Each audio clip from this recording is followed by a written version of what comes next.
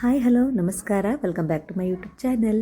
So ಇವತ್ತು ನಾನು ನಿಮ್ಮ ಜೊತೆ ಒಂದು ಬ್ಯೂಟಿಫುಲ್ ರೆಸಿಪಿ ಶೇರ್ ಮಾಡ್ಕೊಳ್ತಾ ಇದ್ದೀನಿ. ತುಂಬ ರುಚಿಯಾಗಿರುತ್ತೆ. ನಾನು ಇದಕ್ಕೆ ಬಟಾಣಿ, ಮಶ್ರೂಮ್ ಮತ್ತು ಪನ್ನೀರನ್ನ ಬಳಸ್ತಾ ಇದ್ದೀನಿ. ಹೇಗೆ ಮಾಡೋದು ಅಂತ ನೋಡೋಣ. ಮೊದಲನೇದಾಗಿ ನಾನು ಸಿಂಪಲ್ಲಾಗಿ ಒಂದು ಶುಂಠಿ, ಬೆಳ್ಳುಳ್ಳಿ, ಕೊತ್ತಂಬರಿ ಸೊಪ್ಪು ಹಾಗೆ ಹಸಿಮೆಣಸನ್ನ ಹಾಕಿ ಪೇಸ್ಟ್ ಮಾಡ್ಕೊಳ್ತಾ ಇದ್ದೀನಿ. ಹಾಗೆ ಒಂದು ಕಡಾಯಿಗೆ ಎಣ್ಣೆ ಕಾಯಲಿಕ್ಕೆ ಇಟ್ಕೊಂಡಿದ್ದೀನಿ. ಡೈರೆಕ್ಟಾಗಿ ನಾನೀಗ ಮಾಡಿರೋ ಪೇಸ್ಟನ್ನು ಇದಕ್ಕೆ ಹಾಕ್ಕೊಂಡು ನೀಟಾಗಿ ಫ್ರೈ ಮಾಡ್ಕೋಬೇಕಾಗುತ್ತೆ. ಸೊ ನಾವು ಎಣ್ಣೆಯಲ್ಲಿ ಆ ಪೇಸ್ಟನ್ನ ಫ್ರೈ ಮಾಡ್ಕೊಳ್ಳೋದ್ರಿಂದ ಶುಂಠಿ, ಬೆಳ್ಳುಳ್ಳಿ ಏನು ಹಾಕಿರ್ತೀವಿ ಮತ್ತು ಹಸಿಮೆಣಸಿನ್ಕಾಯಿ ಅದರದ್ದು ಹಸಿ ವಾಸನೆ ಚೆನ್ನಾಗಿ ಹೋಗೋ ತನಕ ನಾವು ಹುರ್ಕೊಂಡ್ರೆ ರೆಸಿಪಿ ತುಂಬ ರುಚಿಯಾಗಿ ಬರುತ್ತೆ. ಸೊ ಖಂಡಿತವಾಗ್ಲೂ ಈ ರೆಸಿಪಿನ ನೀವೆಲ್ಲ ಟ್ರೈ ಮಾಡಿ ಹೇಗಿತ್ತು ಅಂತ ನನಗೆ ಕಮೆಂಟ್ ಮಾಡಿ ತಿಳಿಸೋದನ್ನು ಮರಿಬೇಡಿ. ಹಾಗೆ ತುಂಬ ದಿವಸದ ನಂತರ ನಾನು ಒಂದು ಕುಕ್ಕಿಂಗ್ ಬ್ಲಾಗ್ನ ನಿಮ್ಮ ಜೊತೆ ಶೇರ್ ಮಾಡ್ಕೊಳ್ತಾ ಇದ್ದೀನಿ. ಸಾರಿ, ನಾನು ಇಷ್ಟು ದಿನ ನಿಮಗೆ ಒಂದು ವಿಡಿಯೋ ಕೂಡ ಹಾಕಿರಲಿಲ್ಲ. ನಾನು ಸ್ವಲ್ಪ ಬ್ಯುಸಿ ಇದ್ದಿದ್ದರಿಂದ ನನ್ನ ಕೈಲೇ ವೀಡಿಯೋಸ್ ಅಪ್ಲೋಡ್ ಮಾಡೋಕ್ಕಾಗ್ತಾ ಇರಲಿಲ್ಲ. ಹಾಗಾಗಿ ನಾನು ಹಾಕಿರಲಿಲ್ಲ. ಸೊ ಈ ವರ್ಷದಲ್ಲಿ ಆದಷ್ಟು ನಿಮ್ಮ ಜೊತೆ ಒಳ್ಳೊಳ್ಳೆ ರೆಸಿಪೀಸ್ನ ಶೇರ್ ಮಾಡ್ಕೊಳ್ಳೋಣ ಅನ್ನೋ ಉದ್ದೇಶಕ್ಕೆ ಈ ವಿಡಿಯೋ ಕೂಡ ಅಪ್ಲೋಡ್ ಮಾಡ್ತಾ ಇದ್ದೀನಿ. ನಿಮಗೆಲ್ಲ ಇಷ್ಟ ಆಗುತ್ತೆ ಅಂತ ಭಾವಿಸ್ತಾ ಇದ್ದೀನಿ. ಖಂಡಿತವಾಗ್ಲೂ ಈ ಗ್ರೇವಿನ ನೀವು ಚಪಾತಿಗೆ ಮಾಡ್ಕೊಬೋದು, ತುಂಬ ಚೆನ್ನಾಗಿರುತ್ತೆ. ರೈಸ್ಗೂ ಕೂಡ ಒಳ್ಳೆ ಕಾಂಬಿನೇಷನ್ ಆಗಿರುತ್ತೆ. ಖಂಡಿತವಾಗ್ಲೂ ಮಾಡ್ಕೊಳ್ಳಿ. ಹೇಗೆ ಬಂದಿತ್ತು ಅಂತ ಕಮೆಂಟ್ ಮಾಡಿ ತಿಳಿಸೋದನ್ನು ನೀವು ಮರಿಬೇಡಿ, ಓಕೆನಾ? ಎಣ್ಣೆ ಕಾದ ನಂತರ ನಾನೇನು ಪೇಸ್ಟ್ ಮಾಡ್ಕೊಂಡಿದ್ದೆ ಅದನ್ನು ಚೆನ್ನಾಗಿ ಫ್ರೈ ಮಾಡ್ಕೊಳ್ತಾ ಇದ್ದೀನಿ. ನೀವು ಮೀಡಿಯಮ್ ಟು ಲೋ ಫ್ಲೇಮಲ್ಲಿ ಇಟ್ಕೊಂಡು ಫ್ರೈ ಮಾಡ್ಕೊಳ್ಳಿ. ತುಂಬ ಜಾಸ್ತಿ ಇಟ್ಕೊಂಡ್ರೆ ಅದು ಒತ್ತಿಬಿಡುತ್ತೆ. ಸೊ ಹಾಗಾಗಿ ಲೋ ಫ್ಲೇಮ್ ಇಟ್ಕೊಂಡ್ರೂ ಕೂಡ ಪರವಾಗಿಲ್ಲ. ಇದಕ್ಕೆ ನಾನು ಹೆಚ್ಚಿರುವಂಥ ಆನಿಯನ್ಸ್ನ ಹಾಕ್ಕೊಳ್ತಾ ಇದ್ದೀನಿ. ಇದು ಕೂಡ ಸ್ವಲ್ಪ ಗೋಲ್ಡನ್ ಕಲರ್ ಆಗೋ ತನಕ ಚೆನ್ನಾಗಿ ನಾವು ಫ್ರೈ ಮಾಡ್ಕೊಳ್ಳೋಣ. ಸ್ವಲ್ಪ ಟ್ರಾನ್ಸ್ಪರೆಂಟ್ ಆದ ತಕ್ಷಣ ಆನಿಯನ್ಸು, ಅದಕ್ಕೆ ನಾವು ಹಸಿ ಬಟಾಣಿನ ಹಾಕ್ಕೊಳ್ತಾ ಇದ್ದೀನಿ. ನೀವು ಫ್ರೋಝನ್ ಪೀಸ್ ಕೂಡ ನೀವು ಬಳಸ್ಬೋದು. ನೀವು ಯಾವ ಬಟಾಣಿ ಇದೆ ಅದನ್ನು ನೀವು ಬಳಸ್ಕೊಬೋದು. ಸೊ ಜಾಸ್ತಿ ಇದರಲ್ಲೆಲ್ಲ ಪ್ರೋಟೀನ್ ಅಂಶ ಇರೋದ್ರಿಂದ ನೀವು ಇದಕ್ಕೆ ಕಾಂಬಿನೇಷನಲ್ಲಿ ಮಾಡಿಕೊಂಡು ಇದೇ ರೀತಿಯೇ ನೀವು ಬೇರೆ ಗ್ರೇವಿ ಕೂಡ ನೀವು ಮಾಡ್ಕೊಬೋದು. ಸೊ ಈ ಪರ್ಟಿಕ್ಯುಲರ್ ಕಾಂಬಿನೇಷನ್ ತುಂಬ ಅಂದರೆ ತುಂಬಾ ಚೆನ್ನಾಗಿರುತ್ತೆ, ತುಂಬ ರುಚಿಯಾಗಿರುತ್ತೆ.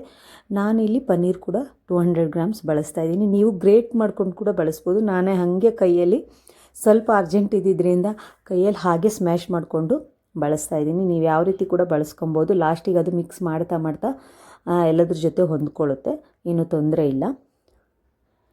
ಸೊ ಎಲ್ಲದನ್ನು ಹಾಕ್ಕೊಂಡು ಚೆನ್ನಾಗಿ ಒಂದು ಹದಕ್ಕೆ ಮಾಡಿಕೊಂಡ್ರೆ ತುಂಬ ರುಚಿಯಾಗಿರುತ್ತೆ. ನಿಮಗೂ ಕೂಡ ಇಷ್ಟ ಆಗುತ್ತೆ, ಖಂಡಿತವಾಗ್ಲೂ ಇಷ್ಟ ಆಗುತ್ತೆ.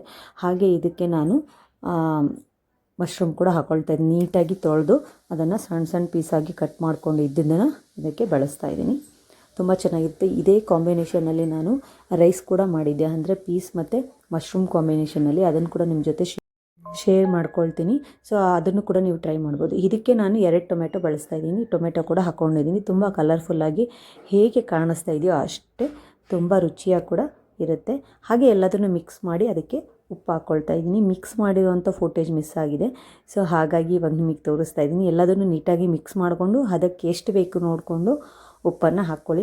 ಲಾಸ್ಟಿಗೆ ಕೂಡ ಹಾಕ್ಕೋಬೋದು. ನೀವು ಸ್ಟಾರ್ಟಿಂಗ್ ಎಲ್ಲದು ಉಪ್ಪು ಖಾರ ಚೆನ್ನಾಗಿ ಹಿಡೀಲಿ ಅನ್ನೋ ಕಾರಣಕ್ಕೆ ಸ್ವಲ್ಪ ನೀವೀಗ ಉಪ್ಪನ್ನು ಹಾಕ್ಕೋಬೋದು. ಲಾಸ್ಟಲ್ಲಿ ಕೂಡ ನೀವು ಸ್ವಲ್ಪ ಕಡಿಮೆ ಆಗಿದ್ರೆ ಕೂಡ ಆಮೇಲೆ ಕೂಡ ಹಾಕ್ಕೋಬೋದು. ಇದಕ್ಕೆ ನಾನು ಸ್ವಲ್ಪ ಅರಿಶಿನ ಪುಡಿ ಕೂಡ ಹಾಕ್ಕೊಳ್ತಾ ಇದ್ದೀನಿ. ತುಂಬ ಚೆನ್ನಾಗಿರುತ್ತೆ.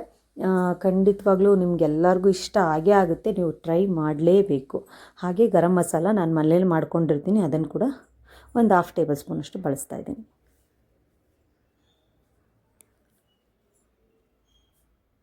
ನಾನು ಮಾಡಿರೋ ರೆಸಿಪೀಸ್ ನೀವು ಯಾವುದೋ ಟ್ರೈ ಮಾಡಿದ್ದೀರಾ, ಹೇಗಿತ್ತು, ಹೇಗೆ ಬಂದಿತ್ತು ಅಂತ ನನಗೆ ಕಮೆಂಟ್ ಮಾಡಿ ತಿಳಿಸಿ. ನನಗೂ ಕೂಡ ಖುಷಿ ಆಗುತ್ತೆ. ಹಾಗೆ ಇನ್ನೂ ಜಾಸ್ತಿ ರೆಸಿಪೀಸ್ನ ನಿಮ್ಮ ಜೊತೆ ಶೇರ್ ಮಾಡ್ಕೊಳ್ಳೋಕ್ಕೆ ಇನ್ಸ್ಪಿರೇಷನ್ ಕೂಡ ಸಿಗುತ್ತೆ. ಈ ಮಸಾಲ ಐಟಮ್ಸ್ ಎಲ್ಲ ಹಾಕಿದ ನಂತರ ಚೆನ್ನಾಗಿ ಮಿಕ್ಸ್ ಮಾಡ್ಕೊಳ್ತಾ ಇದ್ದೀನಿ. ಇಲ್ಲಿ ನೋಡಲಿಕ್ಕೆ ತುಂಬ ಕಲರ್ಫುಲ್ಲಾಗಿ ಕಾಣಿಸ್ತಾ ಇದೆ, ಬಟ್ ನಿಮಗೆ ಅಲ್ಲಿ ನನಗೆ ಕ್ಯಾಮ್ರಾದಲ್ಲಿ ಅಷ್ಟು ಜಸ್ಟಿಫೈ ಮಾಡೋಕ್ಕಾಗ್ತಾ ಇಲ್ಲ. ಸೊ ಏನು ಮಾಡಬೇಕು ಅಂತ ಗೊತ್ತಿಲ್ಲ, ಬಟ್ ತುಂಬ ಇಲ್ಲಿ ಚೆನ್ನಾಗಿ ಕಾಣಿಸ್ತಾ ಇದೆ. ಕ್ಯಾಮ್ರಾಗಿಂತ ತುಂಬ ಕಲರ್ಫುಲ್ಲಾಗಿ ಕಾಣಿಸ್ತಾ ಇದೆ. ಸೊ ಚೆನ್ನಾಗಿ ಕೂಡ ಇತ್ತು ಟೇಸ್ಟ್. ನಮ್ಮ ಮನೇಲಿ ಕೂಡ ಎಲ್ಲರೂ ಇಷ್ಟಪಟ್ಟರು. ಹಾಗೆ ಇದಕ್ಕೆ ನಾನಿವಾಗ ಸ್ವಲ್ಪ ಪಾಲಕ್ ಸೊಪ್ಪನ್ನ ಪ್ಯೂರಿ ಥರ, ಅಂದರೆ ಗ್ರೈಂಡ್ ಮಾಡಿಕೊಂಡು ಅದನ್ನು ಹಾಕ್ಕೊಳ್ತಾ ಇದ್ದೀನಿ. ಇದು ನೀವು ಬೇಕಿದ್ದರೆ ಹಾಕ್ಕೊಬೋದು, ಇಲ್ಲ ಸ್ಕಿಪ್ ಮಾಡ್ಬೋದು. ಹಾಕ್ಕೊಂಡ್ರೆ ತುಂಬ ಚೆನ್ನಾಗಿರುತ್ತೆ. ಹಾಕ್ಕೊಳ್ಳಿ ಅಂತ ಹೇಳ್ತೀನಿ. ನಾನಿಲ್ಲಿ 1 ಕಟ್ಟು ಪಾಲಕ್ ಬಳಸಿದ್ದೀನಿ. ತುಂಬ ಜಾಸ್ತಿ ಆಗಿಬಿಟ್ರೆ ಅದರದ್ದೇ ಫ್ಲೇವರ್ ಬಂದುಬಿಡುತ್ತೆ ಅಂತ ಎಲ್ಲ ಸ್ವಲ್ಪ ಹದವಾಗಿ ಚೆನ್ನಾಗಿ ಸಮ ಪ್ರಮಾಣದಲ್ಲಿರಲಿ ಅನ್ನೋ ಉದ್ದೇಶಕ್ಕೆ 1 ಕಟ್ಟು ಪಾಲಕ್ ಮಾತ್ರ ನಾನು ಬಳಸ್ತಾ ಇದ್ದೀನಿ. ಅದರದ್ದೇನು ರೆಸಿಡ್ಯೂ ಇತ್ತಲ್ಲ ಮಿಕ್ಸಿ ಜಾರಲ್ಲಿ ಅದನ್ನು ಕೂಡ ಹಾಕ್ಕೊಳ್ತಾ ಇದ್ದೀನಿ. ಸೊ ಸ್ವಲ್ಪ ನೀರು ಬೇಕಲ್ಲ ಎಲ್ಲ ಚೆನ್ನಾಗಿ ಹೊಂದ್ಕೊಂಡು ಬೇಯಲಿಕ್ಕೆ, ಅದಕ್ಕೆ ಸ್ವಲ್ಪ ನೀರು ಕೂಡ ಹಾಕ್ಕೊಂಡಂಗೆ ಆಗುತ್ತೆ ಅಂತ ಅದರಲ್ಲಿ ಮಿಕ್ಸಿ ಜಾರಲ್ಲಿ ಇದ್ದಿದ್ದು ಎಲ್ಲದನ್ನು ನೀರಲ್ಲಿ ಮಿಕ್ಸ್ ಮಾಡ್ಕೊಂಡು ಅದನ್ನು ಕೂಡ ಸೇರಿಸ್ಕೊಂಡೆ. ನೋಡ್ತಾ ಇರ್ಬೋದು ನೀವು, ಇವಾಗ ಇನ್ನೂ ಚೆನ್ನಾಗಿ ಕಾಣಿಸ್ತಾ ಇದೆ. ಇವಾಗ ನಾವು ಇದನ್ನು ಮುಚ್ಚಿಬಿಟ್ಟು ಲೋ ಫ್ಲೇಮಲ್ಲಿ ಒಂದು 5 to 7-8 ಮಿನಿಟ್ಸ್ವರೆಗೂ ಲೋ ಫ್ಲೇಮಲ್ಲಿ ಬಿಟ್ಬಿಡೋಣ. ಸೊ ಇವಾಗ ಲೋ ಫ್ಲೇಮಲ್ಲಿ ಬೇಯಲಿಕ್ಕೆ ಬಿಟ್ಟಿದ್ಮೇಲೆ ತೆಗೆದು ನೋಡಿದಾಗ ಈ ಥರ ಆಗಿರುತ್ತೆ. ಸೊ ಚೆನ್ನಾಗೆಲ್ಲ ಬೆಂದಿರುತ್ತೆ, ಮೇಲ್ಗಡೆ ಆಯಿಲ್ ಎಲ್ಲ ಕಾಣ್ತಾ ಇರುತ್ತೆ, ಅಷ್ಟು ನೀವು ಬೇಯಿಸ್ಕೊಬೇಕು. ಇವಾಗ ನಾನು ಇದಕ್ಕೆ ಕೊಕೊನಟ್ ಮಿಲ್ಕ್ನ ಹಾಕ್ಕೊಳ್ತಾ ಇದ್ದೀನಿ. ನೀವು ಮನೆಯಲ್ಲೇ ಕೊಕೊನಟ್ ಮಿಲ್ಕ್ನ ರೆಡಿ ಮಾಡಿಕೊಂಡು ಹಾಕ್ಕೊಳ್ಳಿ. ತುಂಬ ಹೆವಿ ಆಗುತ್ತೆ ಅನ್ನೋ ಕಾರಣಕ್ಕೆ ನಾನು ಕೊಬ್ಬರಿನ ಮಿಕ್ಸಿ ಮಾಡಿ ಹಾಕ್ಕೊಳ್ತಾ ಇಲ್ಲ, ಜಸ್ಟ್ ಕೊಕೊನಟ್ ಮಿಲ್ಕ್ನ ಬಳಸ್ತಾ ಇದ್ದೀನಿ. ಸೊ ಎಲ್ಲ ಇಂಗ್ರೀಡಿಯೆಂಟ್ಸು ಕೂಡ ಅಷ್ಟೇ ಜಾಸ್ತಿ ಹಾಕ್ಕೊಂಡಿದ್ದೀನಿ, ಅದು ಕೂಡ ಡಾಮಿನೇಟಿಂಗ್ ಆಗಿರುತ್ತೆ. ಅದ್ರ ಜೊತೆ ಕೊಬ್ಬರಿ ಹಾಕ್ಬಿಟ್ರೆ ನಿಮಗೆ ಗೊತ್ತು ಅದರ ಫ್ಲೇವರ್ ಹೇಗೆ ಅಂತ. ಸೊ ಅದಕ್ಕೋಸ್ಕರ ನಾನಿಲ್ಲಿ ಕೊಕೊನಟ್ ಮಿಲ್ಕ್ನ ಬಳಸ್ತಾ ಇದ್ದೀನಿ. ನೀವು ಮನೆಯಲ್ಲಿರೋ ಕೊಕೊನಟ್ನೇ ಗ್ರೈಂಡ್ ಮಾಡಿ ಟೈಮ್ ಇದ್ದಾಗ ಮಿಲ್ಕ್ ಎಕ್ಸ್ಟ್ರಾಕ್ಟ್ ಮಾಡಿ ಇಟ್ಕೊಂಡ್ರೆ ಅದನ್ನು ಕೂಡ ನೀವು ಬಳಸ್ಬೋದು. ಅದನ್ನು ನೀಟಾಗಿ ಮಿಕ್ಸ್ ಮಾಡಿ ಮುಚ್ಚಿ ಸ್ವಲ್ಪ ಹೊತ್ತು ಬೇಯಿಸಿ ತೆಗೆದಾಗ ಈ ಥರ ಕಾಣಿಸ್ತಾ ಇದೆ. ಎಲ್ಲದನ್ನು ನೀಟಾಗಿ ಮತ್ತೊಂದು ಸರಿ ಮಿಕ್ಸ್ ಮಾಡ್ಕೊಳ್ತಾ ಇದ್ದೀನಿ. ಈಗ ಇದು ಪರ್ಫೆಕ್ಟಾಗಿ ರೆಡಿಯಾಗಿದೆ. ನೀವು ಅಂದಂಗೆ ನಾನು ಕೊಕೊನಟ್ ಮಿಲ್ಕ್ ಹಾಕೋ ಟೈಮಲ್ಲೇ ಉಪ್ಪು ಖಾರ ನೋಡಿಕೊಂಡು ನೀವು ಅದೇ ಟೈಮಲ್ಲಿ ಏನಾದ್ರು ಹೆಚ್ಚು ಕಡಿಮೆ ಇದ್ದರೆ ಹಾಕ್ಕೊಂಡು ನೀಟಾಗಿ ಮಿಕ್ಸ್ ಮಾಡಿಕೊಂಡ್ರೆ ಪರ್ಫೆಕ್ಟಾಗಿ ಗ್ರೇವಿ ರೆಡಿಯಾಗುತ್ತೆ. ಸೊ ಇದಾಗಿತ್ತು ಇವತ್ತಿನ ರೆಸಿಪಿ ಮತ್ತು ವಿಡಿಯೋ. ನಿಮಗೆ ಇಷ್ಟ ಆಗಿದೆ ಅಂತ ಭಾವಿಸ್ತೀನಿ. ಇಷ್ಟ ಆದರೆ ಲೈಕ್, ಶೇರ್, ಕಮೆಂಟ್ ಮಾಡೋದು ಮರಿಬೇಡಿ. ಹಾಗೆ ಕಮೆಂಟ್ ಮಾಡಿ ನೀವು ಈ ರೆಸಿಪಿನ ಟ್ರೈ ಮಾಡಿದರೆ. ಸಿಗ್ತೀನಿ ಇನ್ನೊಂದು ವಿಡಿಯೋದಲ್ಲಿ. ಅಲ್ಲಿವರೆಗೂ ಬಾಯ್.